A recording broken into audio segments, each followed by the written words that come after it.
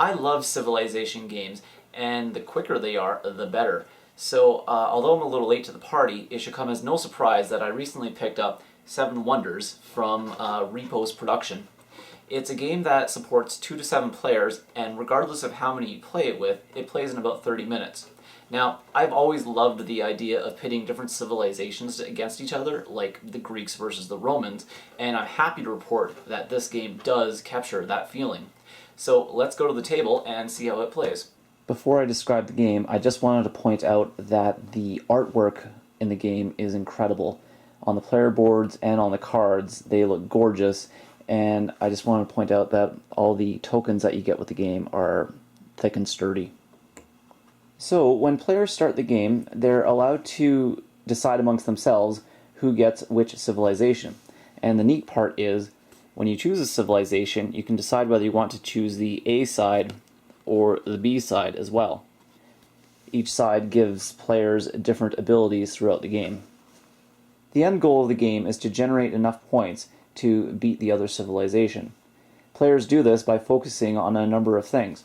Players can build civil buildings, they can focus on commerce, they can develop sciences, they can play military cards, which affect the players to the left and the right of them, they can build different stages of their wonders, and they can also collect money. In order to play cards to the table, you have to pay the cost at the top left. So, for me to play the barracks, I would have to pay 1 ore. If I wanted to play the altar, it would actually be free, as there's no cost listed at the top left. And then to play the statue, I actually have a choice. I could pay 2 ore and a wood, or had I built a theater in the previous age, then I could play it for free. The main way players get resources to buy stuff in the game is from the resources produced by the civilizations. For Babylon, they actually start the game with the ability to produce brick. By acquiring other buildings, players are able to increase the amount of resources that are available to them each turn. I could, for example, build a stone pit, which would go into the resource section of my civilization, so every turn after this, I'd be able to produce a brick and a stone. A neat aspect to this game is you can buy the resources of the players to the immediate left and right to you if you're missing any to build things that you want. For example, I could buy this glass from my rightmost player. So here's an example of how the game actually plays. When the game starts, you get 7 cards, and you get to choose which one you'd like to play at the table. So here I'm going to play my stockade because it cost me 1 wood, and my civilization supplies me with 1 wood. So I simply place it at the table when all my opponents also do the same thing, and then I pass my hand to the left. And then I receive 6 cards. And so I again choose a building that I'd like to play. So I'm going to play my stone pit, which is free, and I put this up in my resource section.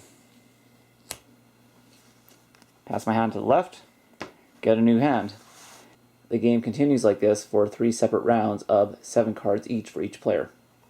So I'll cut to the chase on this one. I absolutely love Seven Wonders. The first time that I played this game with my group, we played it 8 times in a row, and the only reason we stopped playing is because other people had other commitments for that day. But I guarantee you that will be the first game that we play the next time that we meet. I also played it the next day with my girlfriend, and I have to say that the 2-player game is incredibly engaging, and you actually have a bit more control over what's happening. It's really neat how you have different civilizations to choose from, and even once you've chosen a civilization, you have the option of choosing the A side or the B side of whichever tableau. So there's an incredible amount of variability on what you can do right from the start of the game. It's really fun to decide, hey, this game I want to focus on military, or the next game I want to focus on science. Or I've actually seen a successful strategy where someone actually evenly spread their resources over like 4 different things. So there's nothing more that I can say about it. I just adore this game, and everyone that I've played it with has as well. there's nothing that I can think of bad to say about it. It's been described as a filler or a super filler, but I just say it's a damn good game. Get it. End of story. See you next time.